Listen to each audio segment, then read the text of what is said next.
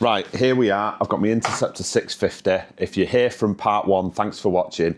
If you're just joining us, basically what I'm doing is taking the Interceptor 650, which I think is an absolute brilliant commuter, and I'm turning it into a bike that I can carry loads of gear and I can go on adventures on.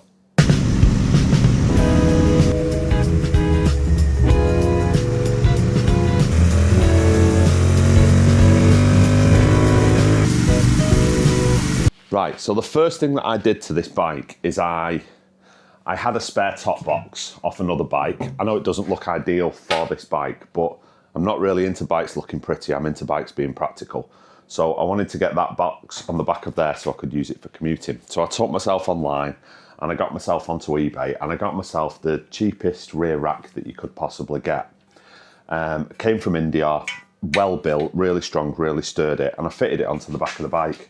And it fitted here and the top box went on it and everything was great. It was perfect. Until when I decided to kit the bike out a little bit more and I bought the Givi panniers, I realised that they didn't marry together when connecting to the bike. They had a different fitment. Anyway, they fit different.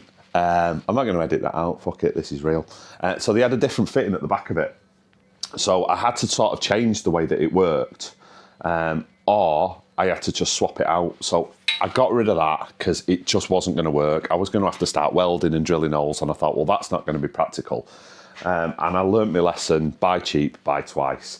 So I took myself off to Hitchcock's and I got myself the proper Givi pannier rack that hopefully is going to match and marry and fit properly with the Givi rear rack. There you go, made another mistake. But I'm not going to edit it out because we're not perfect, are we? Like this bike, we're not perfect. Anyway, Givi top box is going on today. It's going to marry with those. It's probably going to look awful, but it's going to be dead practical. When people do those unboxing videos, everything's dead perfect, isn't it? And they're like, oh, ASMR. Don't need that anymore. You'll do as a table. Bish, bash, bosh. We're not in a studio. We're in our garage because that's what everyone else is doing, isn't it? I hate it when you watch videos and they're like, oh, they've got like a studio setting and everything. I'll probably end up like that one day, mind you. Right, so this is from Givi. I'll put the prices in there if you're bothered, but I'm assuming most of you just want to know whether it fits. I always watch YouTube videos and I'm like, will this fit on my bike? Will it not fit on my bike? Instructions, yeah, we'll have a look later. Bolts, only 4 bolts, easy peasy. Let's have a look.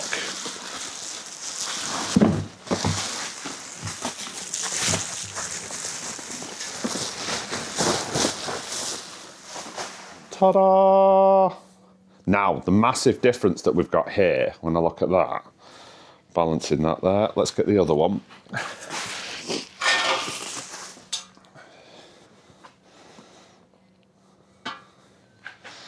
So the company that make this and make these pannier racks have obviously been considerate of ensuring that they can both fit at the same time. Whereas the people that made this just wanted to copy this and make sure it could be fitted to the bike. So no thought process of it all going up together. But with this thing, hopefully it's going to work with that and my racks. Unfortunately, I'm going to have to undo some bolts that I put on recently, but hey hum, that's what happens, isn't it?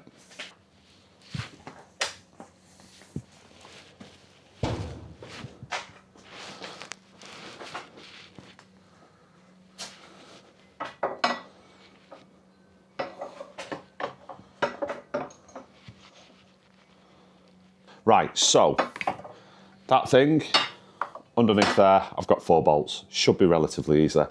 Probably going to be carnage and I'll end up with a problem at the end of it. But anyway, let's crack on. I always find this the hardest part of fitting pannier racks and stuff. When you've got like to get it through this and then into a bolt hole. You could really do with 2 pair of hands. I do have the perfect pillion princess normally in my 14-year-old son, but unfortunately it's a Saturday morning and there's no chance that he's out of bed yet. So we're going this alone. You may hear some F's and Jeffs. Apologies in advance. Let me give you a close-up on this and then you can see why I ran into problems. These 2 racks, the pannier rack and the rear rack, have to work perfectly together in order to fit to the 2 bolts here on the back of the bike.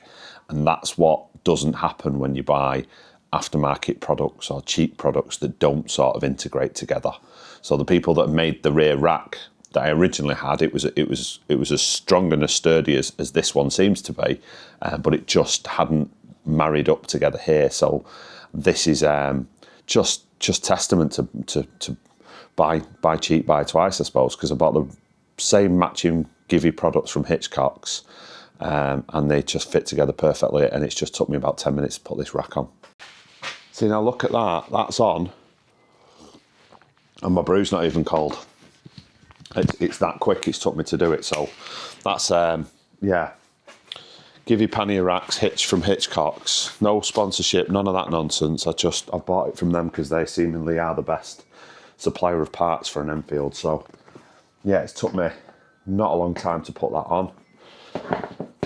Seat back on. I think it looks all right. I think it looks good. If you were just using it, if you didn't have any boxes or panniers on, and you were worried about the aesthetics of the bike, I think it looks nice. I think it makes it look a little bit more rugged, which I quite like it. I suppose if you like the Bear, which is the new Interceptor 650, you probably like the look of it, looking a little bit more rugged.